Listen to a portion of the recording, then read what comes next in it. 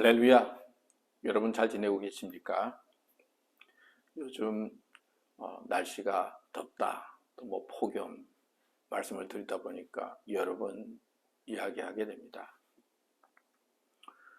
이 더위 생각하면 저는 성경에 떠오르는 한 인물이 있습니다. 이스라엘 민족의 선지자였던 요나입니다.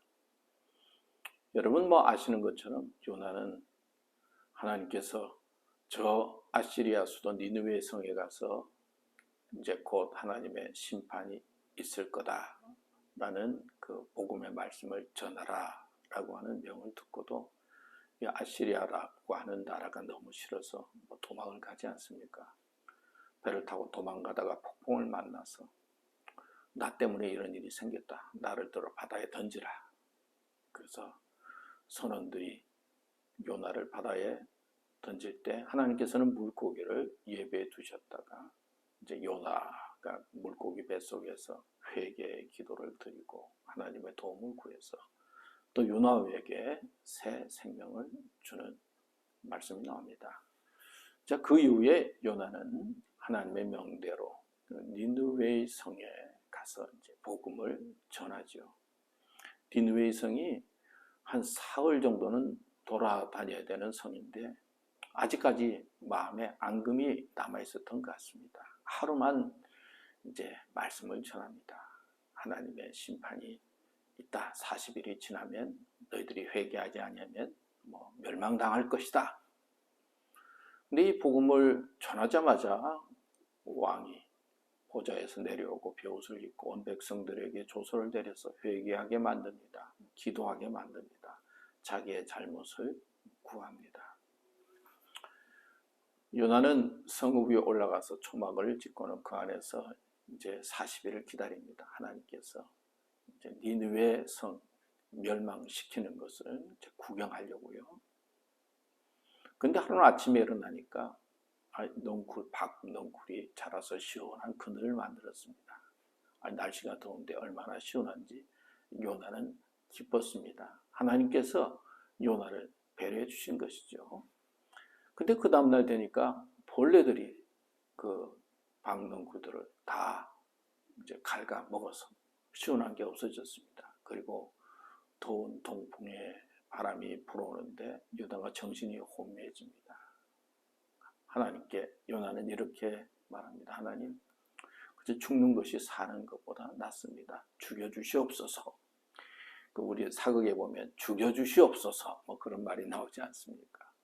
죽여달라고 하나님 앞에 구합니다. 그때 하나님께서 요나에게 말하기를 너 박넝쿨 그 하나 없다고 이렇게 죽여달라고 그러는데 니느웨 성에 있는 12만 명의 생명들 내가 귀하게 여기지 않겠느냐.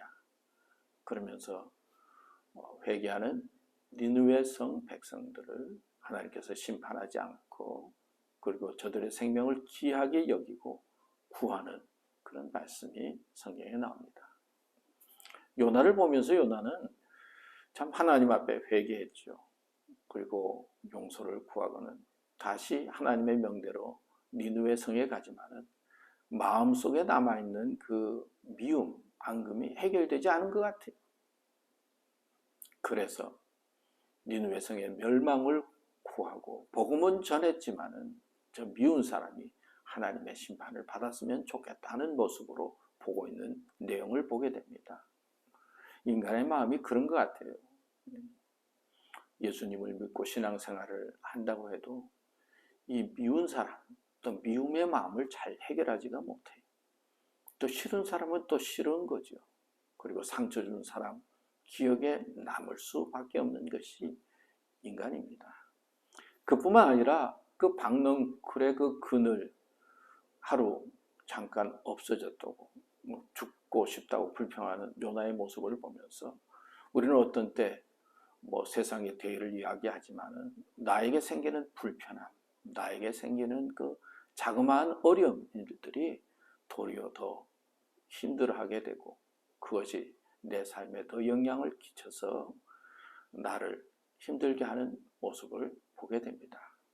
그러니까 우리 인간은 자그마한 일, 조그마한 일 때문에 상처받게 되고 어려워지게 되는 것을 보게 됩니다.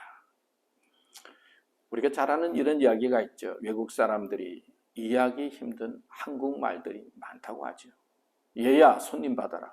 손님을 받는다. 뭐 손님을 던지기라도 한다는 말인가. 받긴 뭘 받지? 한국은 음식점에서 손님을 받을 때 입구에서 안아다가 음식점 안으로 던져 버리나 보다. 무섭다. 조심하자.